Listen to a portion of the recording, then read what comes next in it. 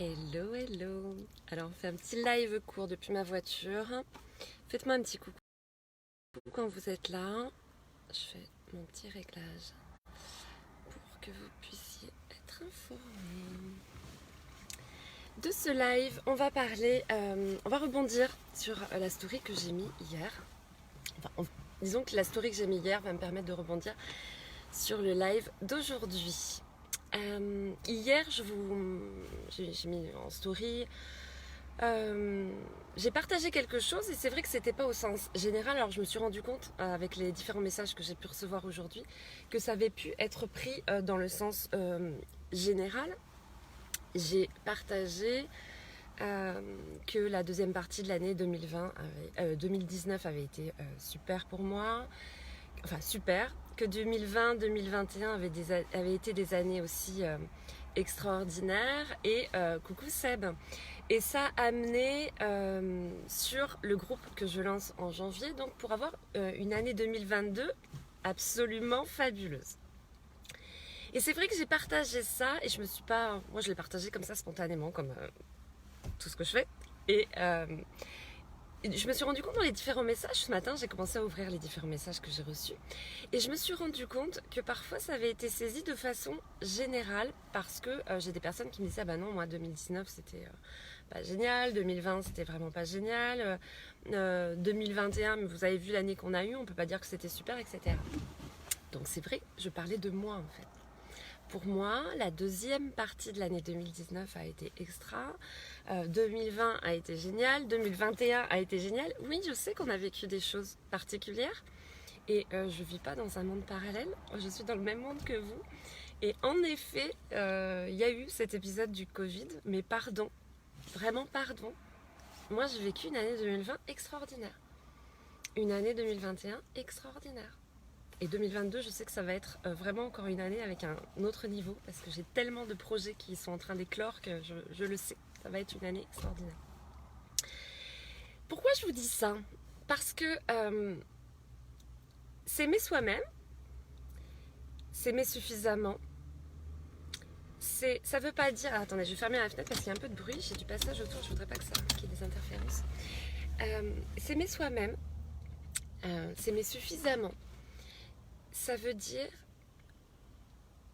se mettre un petit peu au centre. Au centre, ça veut pas dire qu'on oublie ce qu'il y a autour. Ça veut juste dire que, ok, je sais qu'autour de moi, il y a eu des drames. J'ai eu beaucoup de compassion pour ces drames. J'ai parfois soutenu des personnes autour de moi qui vivaient ces drames. J'ai conscience qu'il y a beaucoup d'entre vous qui vivaient des difficultés. Est-ce que pour autant, je dois taire le fait que ma vie, je la trouve merveilleuse? Est-ce que je dois diminuer mon niveau de joie parce que certains d'entre vous vivaient des difficultés? Alors là, je parle de moi, mais c'est dans un sens vraiment général. Est-ce que si vous avez autour de vous, je ne sais pas, un frère, une sœur, un parent, un ami qui traverse des difficultés, est-ce que pour autant vous devez, vous empêcher de vivre votre vie, d'être heureux? C'est pas ce qu'on vous demande. La vie, ce qu'elle vous demande, c'est d'être heureux. Et, éventuellement, bien sûr, si vous le pouvez, si vous en avez envie, de soutenir les personnes autour de vous. Mais elle ne vous demande pas de diminuer votre niveau de joie, votre niveau de bonheur. Et c'est vrai que c'est aussi ce qu'on va voir évidemment dans le programme qui démarre lundi, parce que ça fait partie de ce package. S'aimer soi-même, c'est s'autoriser à vivre ce que l'on a envie de vivre. Ça ne se fait pas au détriment des autres. Ça se fait parce qu'on a besoin de le vivre. Pendant le confinement, j'ai suffisamment partagé en 2020, en 2021, mais j'ai suffisamment, je pense, partagé des publications de soutien, des publications, oui, pour essayer d'aider chacun à percevoir les aspects positifs d'une situation qui était imposée. Mais est-ce que pour autant, moi, je dois avouer que... Enfin, je dois taire le fait que... pour moi, ça a été 2 super années. Ça a été des années extraordinaires dans ma vie. Et est-ce que pour autant, je dois me dire Ouais, mais juste qu'on traversait les champs, je vais pas le dire trop fort. C'est ce qui arrive souvent, c'est de confondre le fait d'avoir cette compassion, d'avoir cette peine même pour ce que peuvent traverser les personnes autour de vous. Vous avez le droit d'avoir de la peine. Vous avez le droit de prendre à votre compte certaines difficultés que les personnes traversent autour de vous. Mais ça ne vous empêche pas de ressentir de la joie dans votre vie et de l'exprimer. Se replacer au centre, hein, je le dis tout le temps, mais j'insiste parce que sinon, voilà, je ne voudrais pas qu'on pense que... Mais se replacer au centre, c'est votre vie. Ok, votre voisin vit un drame, votre famille vit un drame, ok.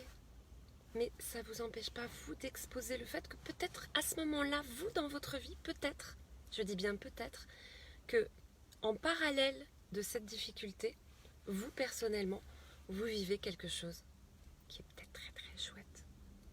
Et ça va pas les rendre plus tristes de savoir que vous vivez des choses intéressantes. Oh, coucou Philippe, ça fait longtemps. Donc c'est important de comprendre que taire votre joie, camoufler votre bonheur, éteindre votre lumière, toutes ces choses-là en fait, faire un peu moins de bruit parce que vous êtes heureux, ça va pas aider votre entourage.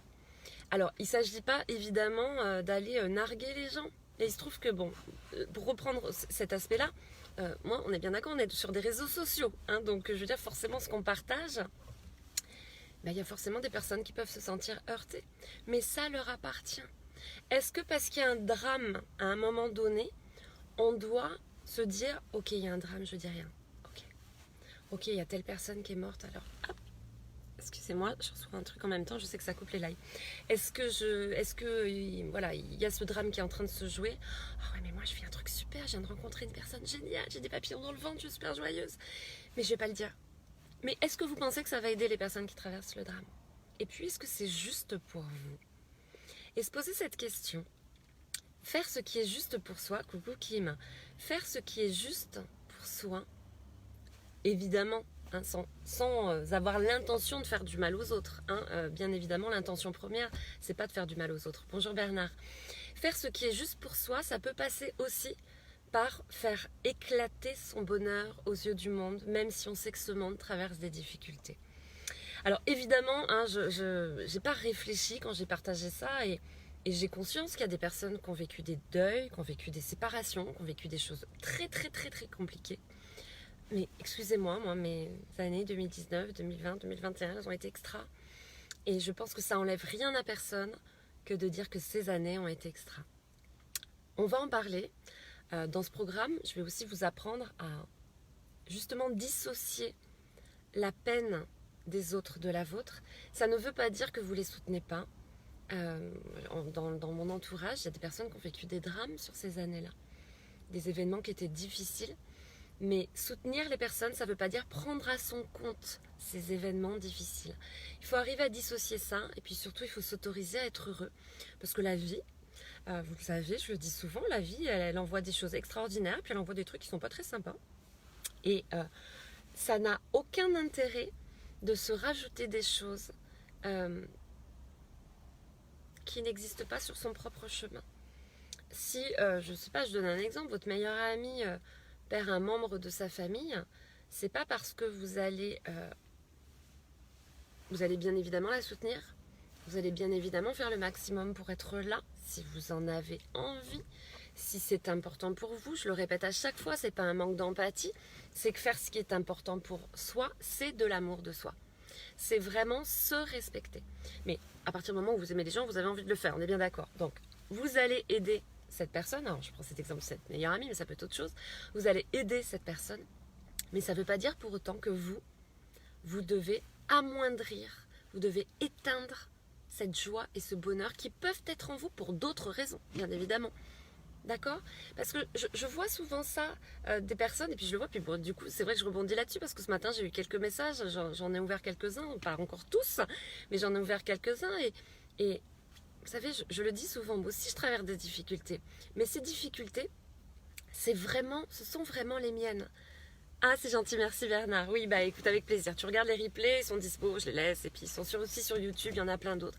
Mais je trouvais ça important, excusez-moi, je trouvais ça important de dire ça, c'est qu'on peut traverser des difficultés. Moi, je ne demande pas aux autres autour de moi d'être malheureux des difficultés que je traverse. Ce sont les miennes. Si j'ai du soutien, c'est extraordinaire. Parce que ça fait du bien d'avoir du soutien, de se sentir soutenu. Mais je ne leur demande pas d'amoindrir leur bonheur. Ça n'aurait pas de sens. Ça ne ferait pas que mon malheur est moins difficile. Ça ferait pas... vous comprenez, vous n'enlevez rien à personne quand vous êtes dans la joie, quand vous êtes dans le bonheur et quand vous l'exposez. Alors certains vont se trouver heurtés. Certains vont... Il peut y avoir de la jalousie. Il peut y avoir de l'incompréhension. Mais vous savez, je vous le dis souvent, quand vous êtes déclenché par quelque chose, quand ce que vous notez, ce que vous écrivez, ce que vous publiez, ce que vous partagez, ce que vous dites, ça déclenche une réaction chez quelqu'un, c'est pas à vous de travailler dessus. C'est pas à vous d'amoindrir ce que vous êtes en train de dire, de le taire ou de le dire différemment. Enfin, ça aussi vraiment vous y prenez mal. Ça c'est encore un autre sujet, on en parlera. Mais c'est à la personne en face de travailler sur la réaction qu'elle a eue par rapport à ce que vous avez publié, diffusé, dit, etc. Donc je vais continuer à partager le fait que oui, les 3 dernières années particulièrement, ça fait 6 ans bientôt, enfin, ça fait 5 ans que je suis très heureuse dans ma vie, mais particulièrement depuis 2 ans et demi, où vraiment j'ai encore élevé le niveau de bonheur à partir du 2e semestre 2019.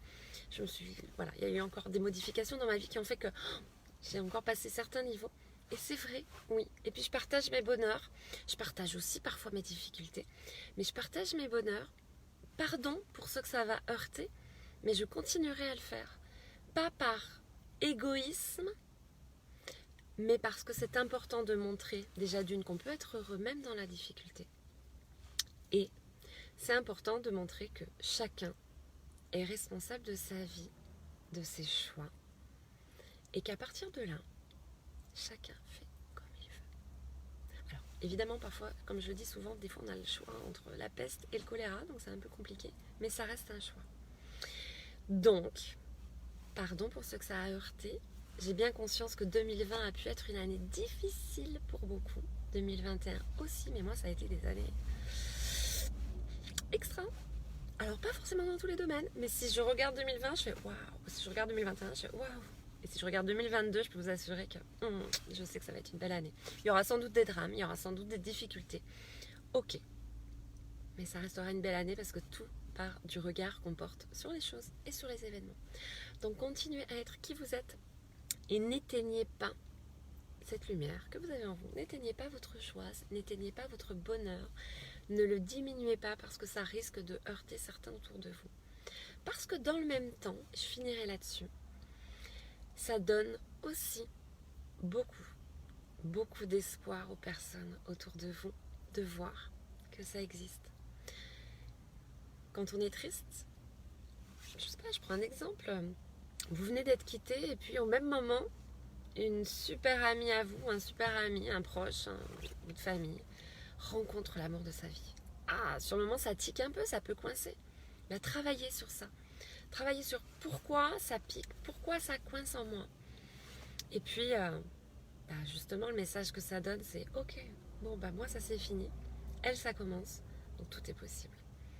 Donc ne diminuez jamais votre message. Et moi, je vais continuer à diffuser le mien, que ça heurte ou pas.